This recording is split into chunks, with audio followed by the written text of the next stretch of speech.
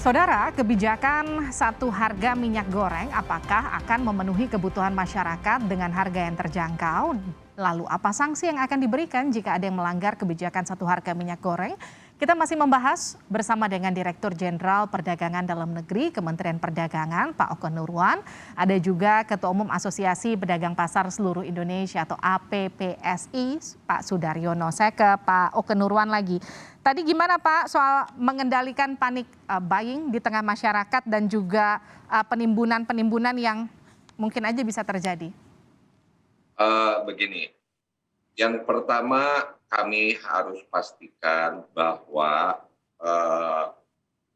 minyak goreng dengan harga terjangkau ini ditujukan hanya untuk konsumsi rumah tangga dan usaha mikro dan kecil, menengah dan ini nggak masuk. Usaha mikro dan kecil. Dan kenapa ini posisinya seperti panic buying ini begitu diumumkan? Perlu diketahui, jalur distribusi retail modern ini kapasitas penyalurannya hanya 20 juta liter per bulan. Sedangkan yang harus disalurkan itu 250 juta liter per bulan. Nggak bisa dihindari, harus ada saluran selain yang 20 juta. Jadi 230 juta kan harus melalui pasar tradisional tentunya dan warung-warung kecil lainnya. Nah, mekanisme ini yang sedang kita pastikan.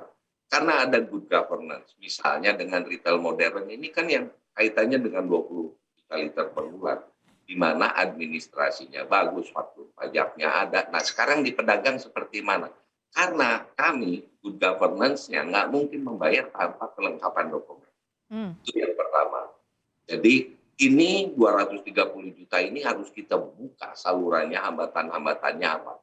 Sehingga saya sangat bergantung kepada siapapun yang bisa membantu kami, termasuk asosiasi pedagang pasar ini. Kalau bisa memfasilitasi, kenapa tidak akan ini. Kita sedang carikan solusinya itu dan sedang kita atur solusinya seperti itu. Oke, Pak Sudaryono, butuh waktu 1 minggu pemerintah untuk kemudian ini juga akan mulai didistribusikan di lingkungan pasar.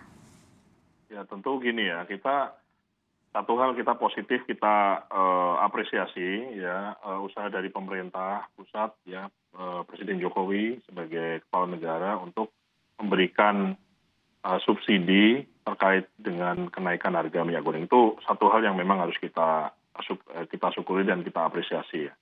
Namun sebetulnya banyak sih, saya ingin komentari ya. Maksud saya begini Pak, pedagang pasar ini, kalau boleh saya komentar di forum ini, pedagang pasar ini selalu begitu Pak, selalu menjadi komoditi yang seksi ya. Jadi selalu menjadi perebutan komoditi di saat-saat tahun-tahun politik, kemudian menjadi cibiran di saat-saat menjelang Natal, Tahun Baru, Ramadan, kemudian Idul Fitri, kenapa harga ini naik, dan seterusnya. Kemudian atas dasar kenaikan itu, ini mungkin agak lebih umum sedikit ya, misalnya komoditi tertentu naik, kemudian pemerintah melakukan operasi pasar. Nah, operasi pasar itu yang terjadi, ini bukan hanya di minyak goreng, Mbak. Jadi misalnya terjadi di banyak komoditi sebelum ini. Selalu operasi pasar melakukan penjualan barang murah, operasi pasar murah di depan pasar.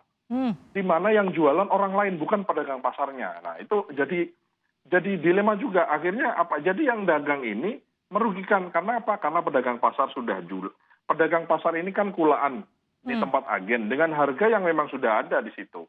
Sehingga ya terpaksa jualnya segitu. Terus datang operasi pasar, operasi murah menggunakan saluran-saluran yang mungkin kalau boleh meminjam istilahnya Pak Didin tadi, saluran-saluran yang mungkin secara administrasi lebih bisa dipertanggungjawabkan, tapi ini merugikan rakyat kita, Bapak. Jadi ini terjadi dari tahun ke tahun, dari Ramadan ke Ramadan, dari Idul Fitri ke Idul Fitri.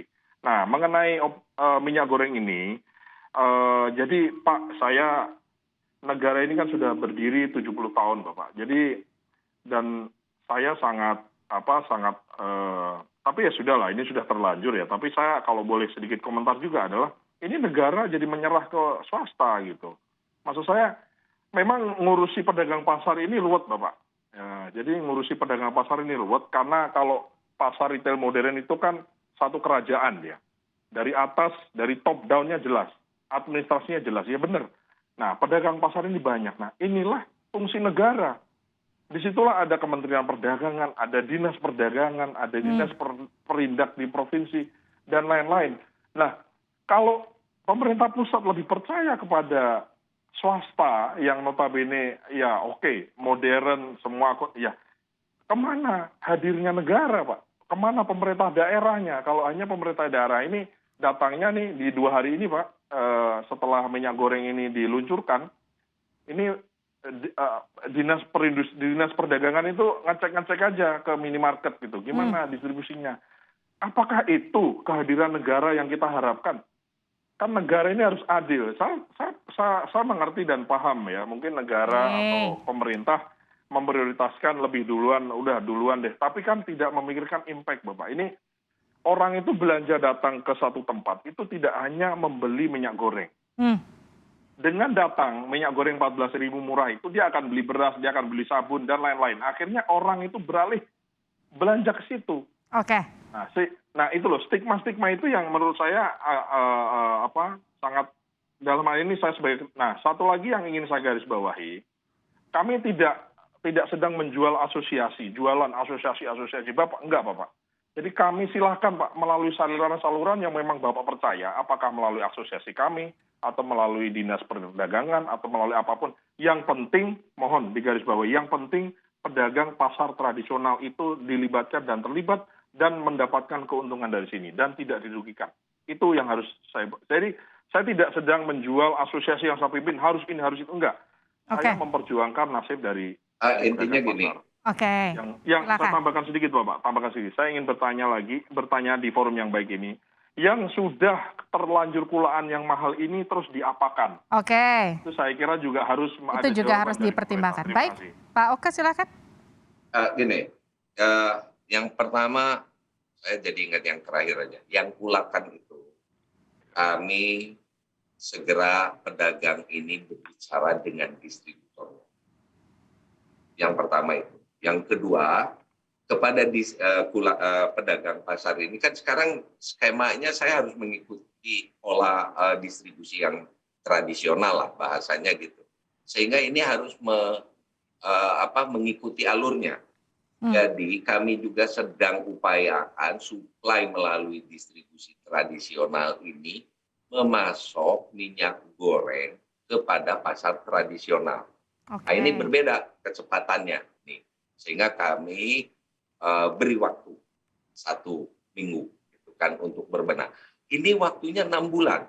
6 bulan ini kan yang diributkan ini dalam 1 minggu pertama gitu kan. Baik. Ya, jadi ini jadi ini jalur tradisional akan kita jalankan. Jangan salah, saat ini pun karena komunikasi yang transparan kepada masyarakat sekarang sudah tahu ada minyak kemasan sederhana, langsung berbondong-bondong ke retail modern. Padahal arus supply kan normal. Tapi masyarakat sekarang segera menyerbu seolah-olah besok nggak ada. Nah, itu permasalahannya. Dan yang ditonjolkan tadi yang disampaikan, retail modern 2 jam habis gitu kan, udah nggak ada lagi.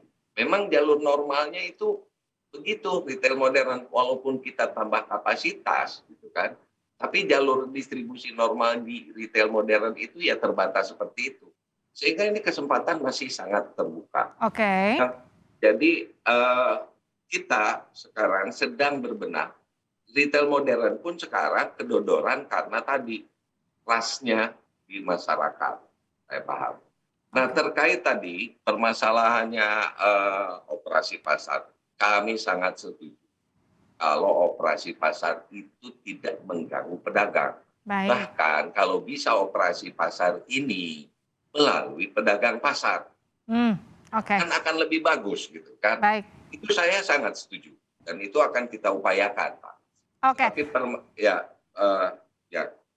Artinya kita Ada tinggal waktu atau gimana? sudah ada jawaban pastinya, kita tinggal tunggu implementasinya dari Kementerian Perdagangan 1 minggu Pak Sudaryono. Nanti kita akan lihat apakah betul nanti Jadi mulai saya 1 mau minggu ke depan. tambahkan sedikit, Mbak. Dan Oke, saya waktu kita harapkan, terbatas, mohon maaf. Tapi dari intinya kita asosiasi tinggal bisa tunggu membantu. bagaimana kemudian realisasinya nanti 1 minggu ke depan. Jika memang masih belum juga terimplementasikan dengan baik, nanti kita dialog lagi minggu depan untuk bahas kenapa juga pedagang pasar masih belum dilibatkan. Terima kasih telah bergabung bersama kami Direktur Jenderal Perdagangan Dalam Negeri Kementerian Perdagangan Pak Oke Nurwan. Terima kasih juga Ketua Umum Asosiasi Pedagang Pasar Seluruh Indonesia PPSI Pak Sudaryono telah bergabung bersama kami di Sapa Indonesia. Saya Terima kasih, Pak Dirjen. Terima kasih. Terima kasih ya.